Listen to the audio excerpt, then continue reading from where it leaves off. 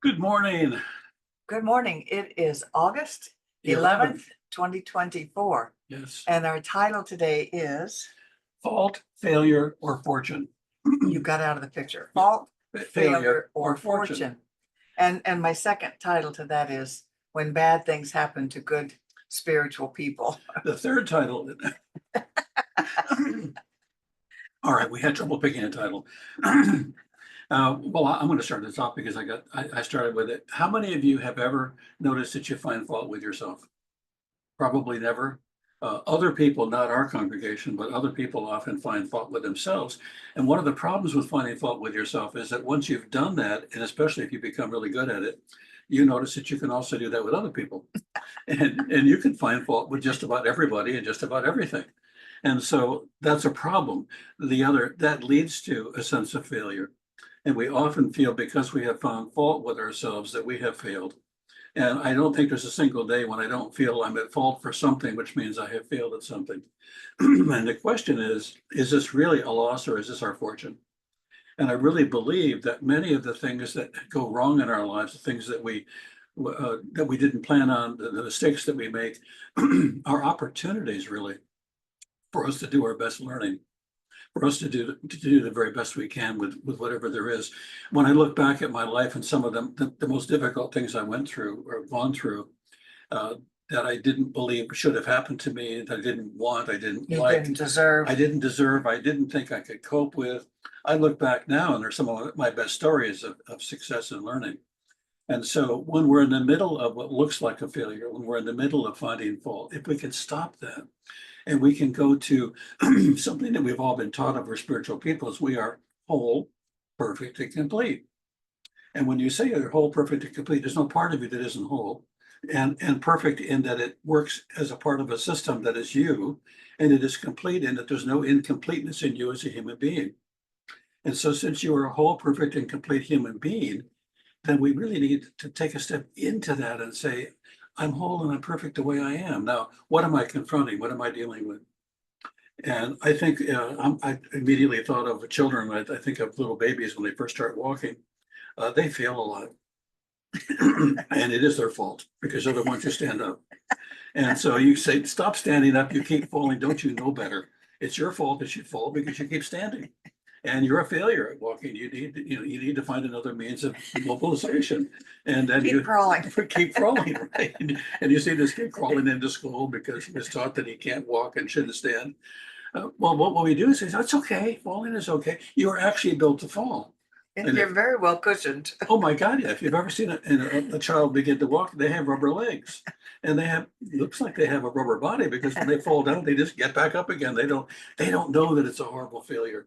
They don't have to make up a story about how bad it was that they fell. And that they're not enough, or Yeah, not, yeah. not smart enough. Here's this 7-month-old, Dad, I'm just not enough. I wish I were. I'm an adequate walker. I tried 4 times yesterday to stand, and I think I'm not supposed to stand. That's it. So I'm having fun with it, but I think we need to have fun. We need to have fun with ourselves when we find fault with ourselves and see how often ridiculous it is, but also how immobilizing it is. It really immobilizes our spirituality and immobilizes our wholeness. The friend of mine who's working on repairing my car or bringing my car to full restoration, the Lincoln. You'll have many Lincoln stories as we go along. He was delivered my Lincoln and we had a dent in the back of our other car. And he emailed me and said, I don't know what was wrong with me. I didn't take a picture of it. And it didn't take him long to find fault with himself. And then he said, oh, yes, but by the way, it was raining. That's why I didn't take a picture. You have to have a very good reason if you don't do something or you're at fault. And so I really want to, if we can, knock this idea of fault out of the arena of daily living. To give up the idea that we're a failure when in fact we may just be entering a territory we've never been in before with an opportunity for growth and learning. Indeed. And I want to bring in, the reason I want to bring in spiritual people or metaphysical people is because a central teaching in our teaching is the law of attraction. And the law of attraction basically means this, that we are spirits. And and as we think and as we feel, we have an energetic field, sometimes called an aura. And our thoughts and our feelings are expressed in that aura, and it attracts like to it. And so one of the first things we learn is that we have attracted all of our experiences to us. And that can be a bitter pill to swallow, because a lot of people say, "What, you mean I did this to myself? I caused this?" And fortunately, when I first learned that important law, I had a real challenge in my life, which was my 3-year-old son's poor health.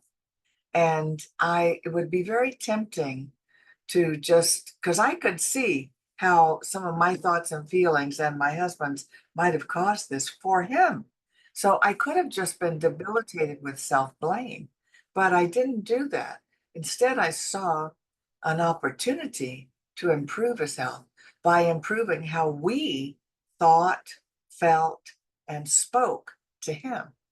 And in fact, we turned it around within a year. My first year science of mind classes, he stopped going to the allergist, going to the doctor, getting sick, and didn't see a doctor for 2 years.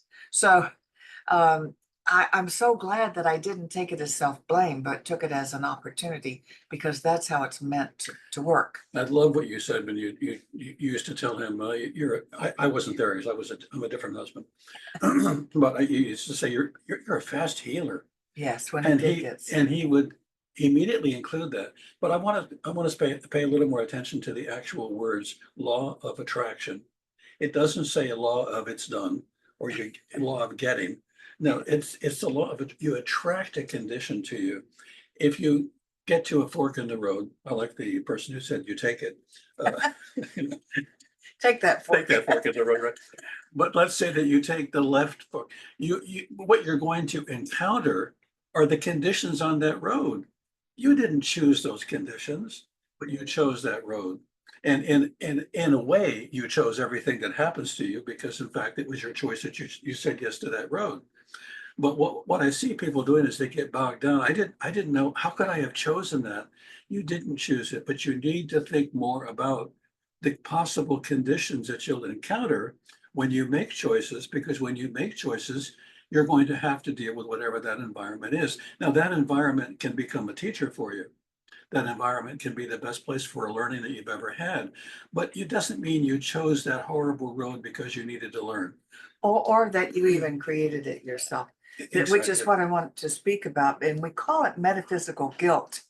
When something bad happens to us, and here we are trying to be good spiritual metaphysical people, exercising the law of mind, in other words, right thinking, right Right life. speaking, all of that. And yet, as has been mentioned by this group, we have a dear friend who had a horrible experience recently.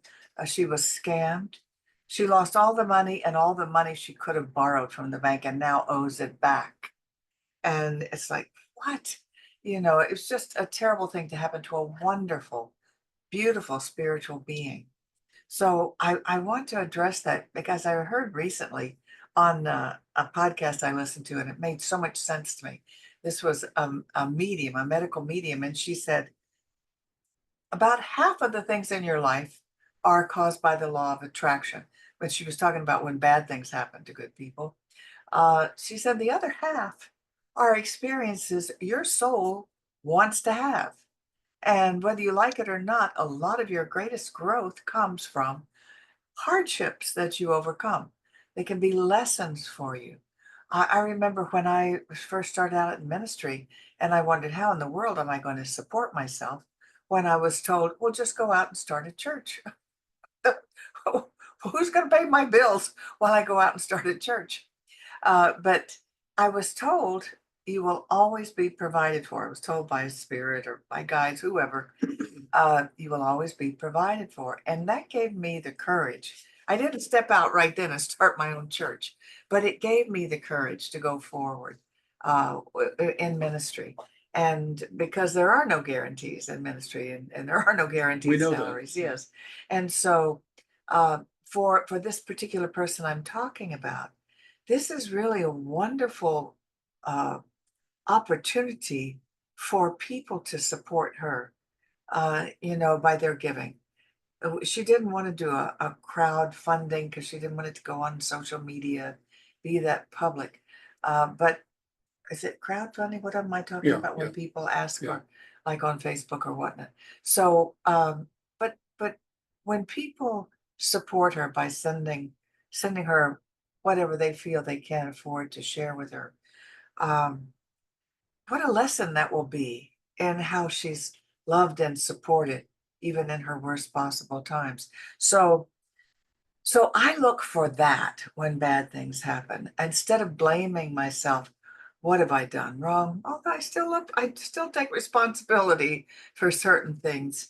Uh, you know, I really do. I got breast cancer a year after I was told my son had pancreatic cancer. And I just mourned for a year during COVID when I couldn't even go see him in California. I couldn't be with him. And I really was doing a lot of mourning and unhappiness and cursing cancer and everything. And a year later, I got it. And so did his wife. So I do take responsibility for that. But I don't blame myself. I just helps me understand it. And mine was cured, fixed very rapidly, a couple of months. And I was glad we got it early and all of that. But so, but this is a delicate balance between self-blame and what am I doing wrong or what did I do wrong? And I'm not enough. I'm not good enough. I didn't work hard enough. I wasn't smart enough. I didn't learn enough. All those things we do to ourselves.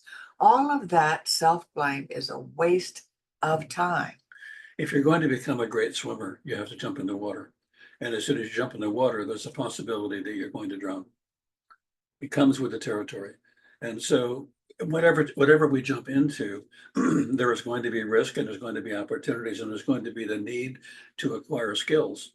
And some of the skills we think we have when we jump in the water aren't sufficient for us to be able to swim the way we think we should.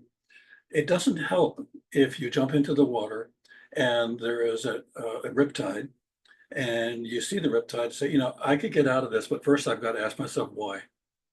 Whose fault is this? No, actually, what you need to do is to allow yourself to get out far enough so that you can swim to the side. And the thing that kills most people with a riptide is fear. The fear that they're going to die, that they did something wrong, that they should have known better. And those are not questions that are useful in the process of what can I do? What do I need to do? How is this going to be my teacher? So it's very, very important that we don't move into fear, we don't move into blame, and we don't ask the question why until we have enough information. And when we have enough information, and my estimate is I'll have enough information to figure out all the whys about an hour and a half after I'm off this plane, because then I'll have seen the whole picture. There are things we're working on right now that we will be working on for the rest of our lives.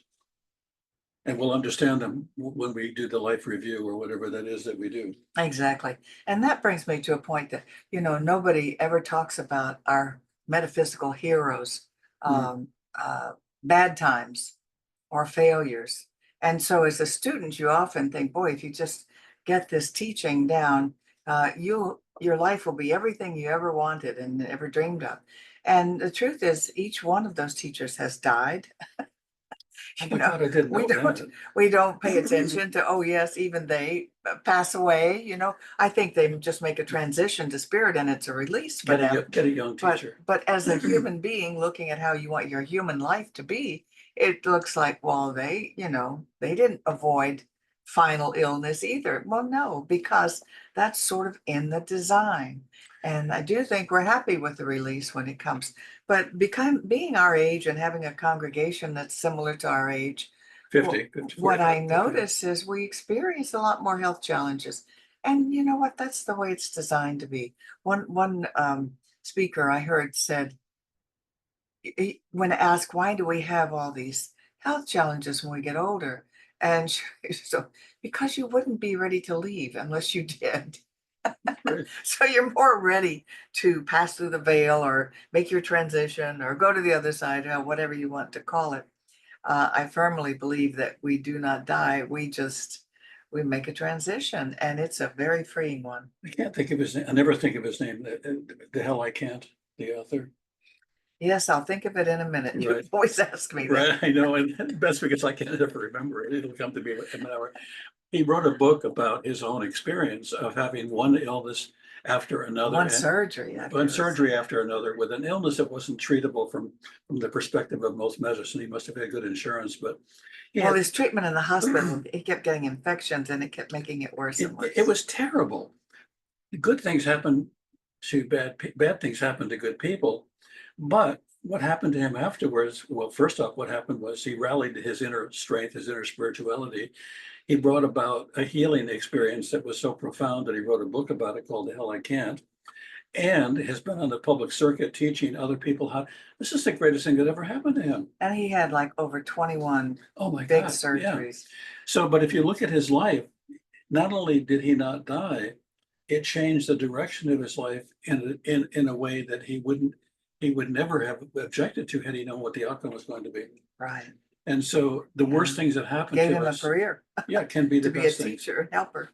I saw just yesterday when that airplane crashed in Brazil, where 62 people Oh, yeah. lost their lives to that crash, and they interviewed the man who was so upset that he missed the flight. Yeah, it was. He was so upset until the fight Yeah, right. failed. Yeah, and this has happened before, but you know, the worst thing that can happen to you, and I can't believe I missed this flight. They wouldn't let me on because, you know, they had just closed the gate. How unfair is that? I have the ticket and everything. This is really awful. Thank And God. unfair. Thank God it happened. Yeah. You know, because so Yeah. we don't know what life-saving event we're involved in often in the daily living. That is why we're here. And so what I would ask us all to do is to try not to find fault, try not to designate it as failure, try to open yourself to the possibility that everything that you're doing, every place that you're going, and every experience you're having has value and is part of an opportunity for you to learn, grow, to be enriched, empowered, and uplifted. I really do believe, and it's very helpful to believe this, that everything that happens to me happens for me. And sometimes I have to ask, how could this possibly be for me? Hmm. But I do believe it is. I do believe everything is for me, even if it's a challenge, even if it's painful. And so, because it's because we're eternal beings, why would it not be for you? Yeah, You are always growing. And as I said, sometimes we grow the most from some of our painful experiences, our challenging experiences. And so that makes it all worthwhile. And what we can do is be grateful for all the good and all the growth we've had. you know, one of the Because things, it's a real privilege to be here. one of the writers of I don't again I don't know the name of the book, but she wrote a book about the near death experience, and she's a psychic, and she was talking about what she saw when people prayed, and the prayers that were the Ah, most powerful, the prayers that were the most that was seen everywhere in the universe, if you will, were for children, a mother's prayer for a her mother child. for her child. That was Betty Eadie. Right. See, you've got all you just do this. They're good. And and prayers of gratitude. Now she saw this from a higher perspective. Yeah, it You know, wasn't she had died, that's right. and in her death status, she could see the earth and these lights coming from it. And she asked, "What are the brightest lights?" And that was her Yeah, answer. And she ended up coming back to earth and wrote a book about it. yeah. But they were prayers of gratitude, prayers of appreciation, prayers of Yeah, I and like that. so whenever whenever I do any prayer work, and I do that every day, I do prayer work for all of the people in our congregation, for the people that I know, people that I work with, and for the patients that I see that are so sick and often in terrible states. But I start my prayers with gratitude. Gratitude for being in a position to be able to even create a prayer. Gratitude for all the guidance that comes from all the dimensions that it comes from. Gratitude for the people in my life, like Judith and other people. I do that first because that centers me in a place of recognition of good, of power. And I would suggest for all of us, when you do a prayer for anything, start with gratitude. What are you grateful for? Mm. If you're gonna say, if you can say what you're grateful for, then this could be added to your gratitude list. If you pray for what's wrong to be right, uh, I think there's a missing step. And so just a suggestion, it's certainly been helpful for me. Also, I find that when I start with a prayer of gratitude, I don't feel alone. I Mm. don't feel the same angst that sometimes I feel when I need to do a prayer for someone. I feel I have company. It's almost like joining a choir. Mhm. And Well, you are. yeah, you are right. Choir of angels. And when you begin to sing your prayer, there's an accompaniment that is powerful. If you've ever sang in a choir, and I have, it's an incredible experience because your voice becomes the voice of many. And there's nothing quite like that. And there's a harmony with that that's beautiful. So I would ask you to harmonize your prayer with the choir of the universe that is praying with you. Yes, indeed. And know that it's not your fault. You're not a failure. You're not alone. Oh, and the fortune, we didn't talk about that part, but shoot, it's another whole talk. Maybe we'll do it next week because a phrase I've been hearing lately that's kind of annoying me is I'm I'm a good manifester or so and so is a good Oh, manifester. yeah. Like that, and it usually means I've manifested a lot of money or good amount of money. And that's it's just so inaccurate because everybody's a good manifester, and we'll talk about it another time. Well, I think it's an But important. they're not necessarily manifesting money, but everybody's a good manifester. The problem with that statement is that as soon as you say I'm a good manifester, then everything in your life that you've manifested that isn't good is also on an inventory list. So what I'm doing is I'm manifesting my next breath and everything that I breathe in and everything that I breathe out is a part of my life. Well, that's not news. What is your focus and what is your intention? And what can you learn from it is really what we want to focus on. But I think I hear all the time, I'm a good manifester when somebody has good fortune. And I hear all the time that people, the law of attraction must be the law of it. And it's really, in most cases, a very superficial understanding of both those principles. Those principles or ideas are just part of the fabric of life that we need to be able to understand a little better, to be able to position ourselves mentally in a place of opportunity, a place of possibility. We'll talk about this another time, but I remember we joked about it. I guess Jesus wasn't a good manifester, and neither was Saint Francis of Assisi because It didn't work they out did really good. manifest a lot of money. Or Henry VIII's wife, so they not a good manifester. We could go on and on and on about whatever you, but that, I think it's the wrong question. It's addressing the wrong issue, unfortunately. Okay, it's time for us to close, and I really look forward to our chat that we have with our people afterwards.